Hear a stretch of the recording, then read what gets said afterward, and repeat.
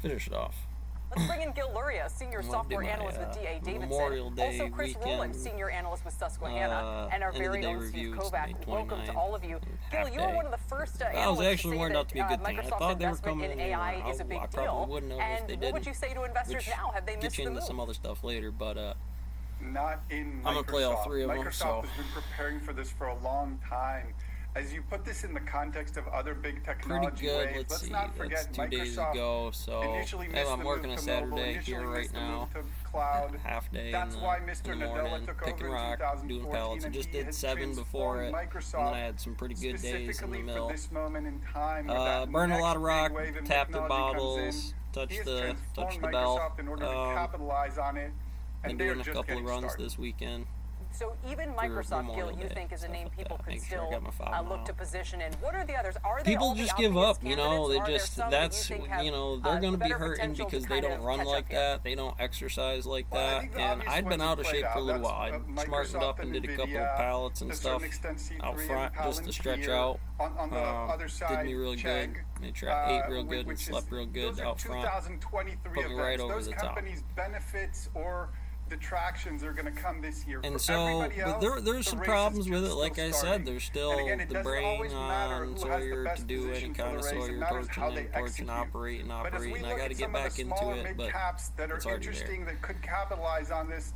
We look at companies like ZoomInfo, like JFrog. Now I gotta know Those are some block. companies that now are smaller that already the order parameters coming to me the way it used to before you get through I'm going E2 to E8 in 3 days, so to leverage this technology. 5 days. Roman 7 could come into that because by the top of that block, I know when to come to the shop and work after hours. Should never need to call, but now I got the phone to actually touch in on the issues. Beneath the surface and are going to be part of the structural architecture of artificial intelligence, as opposed to being sort of the front end that we there was one in there where I was doing the SAW programming. Yeah, I didn't do the SAW programming. I know. See, I'm smart enough to know 2 things about how easy that is, how hard it is. Like, you break it, you broke it.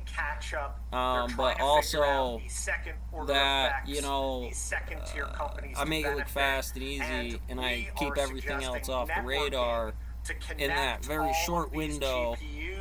When you get there, it won't be anything like that. Networking and optical companies. And so what helps me do that? You know, nowadays they don't have cameras in the mill like that. That's a big one to me. You know, and so hopefully they don't need to do it. I'll do it for you. You know, a computer, a couple of trail cams, or whatever. I got a question for you about some of the other big tech names that we're leaving out of this conversation. I noticed no one on this panel is mentioning Apple. No one's mentioning Amazon. Are they just too late to this? Is it sentient? In a timeline way, if I'm just scrolling through it, flashing cards, you know, like Magic the Gathering, Oracle deck, I'm sure it's in their X, but they understand the existential threat for search for something like ChatGPT, for example. It's less clear how someone like Amazon is going to benefit from AI in the same way. So I think they're making appropriate investments. Maybe Apple's perhaps a little bit behind the curve here, as they could be ratcheting up their AI capabilities. They're going in their marshmallow treasure chest where they belong. One day Mount Bacon Miner, I'll get a jaw crusher or something. I'll be like, yeah, you need to get that trailer one so we can deal with the crusher and just make, you know, Classified or something out of it. And we run out of stone or something, we just go through it all. And wherever we've been just dumping it back into the pouring in for these chips, and now they're just we starting might to take show on Nvidia's guide. something.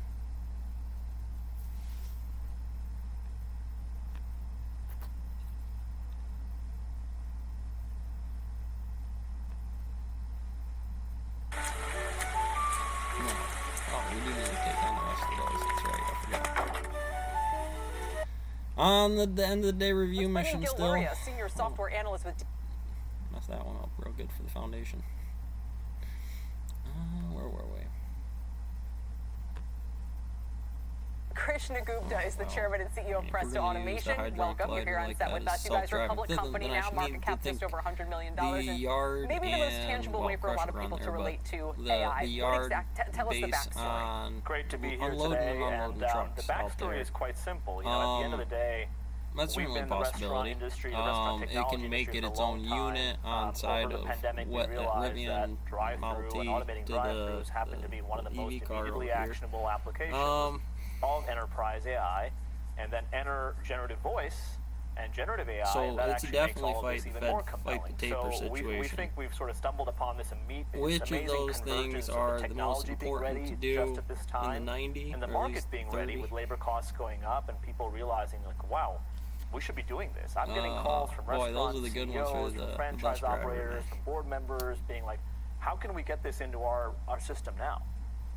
So I guess one of the great frustrations when I interact with a voice, whether it's service, whether it's at a restaurant, whether it's a service call I make to Delta Airlines, I'm not picking on Delta Airlines particularly, they never seem to have or be able to answer the question that I have. Will AI enable it so that the question I want at the restaurant, what are you both doing? You're both eating. That's the biggest it's a really problem. Good question. So I think it's I might be in there too, you might be in there too. We're playing actually one of the oldest chessboards in the game, even though that we're not rolling any dice or moving any jump pieces on the table, but that's exactly what we're doing on Battlefield. And so I can understand your question and I can control it. And now the person sitting on the other side of the table with you though has to be examined as well. Should be momentum. I'm not expecting any of those things in any oh no, actually I want a chocolate milkshake, and it's like, you know, okay, I want the special of the day, but it's not the special of the day. So there's all that.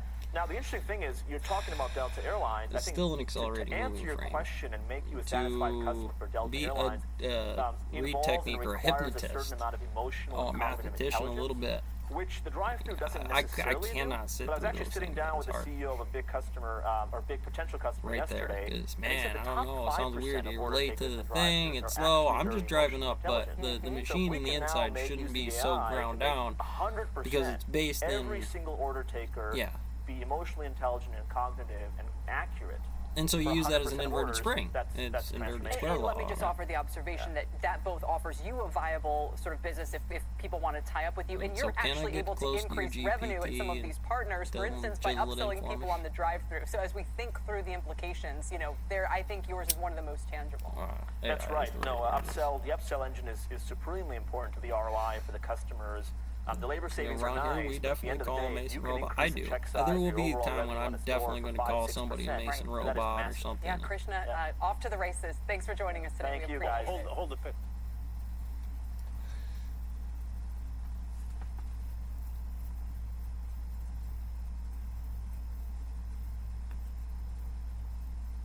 If you can have dinner with anyone, who would it be?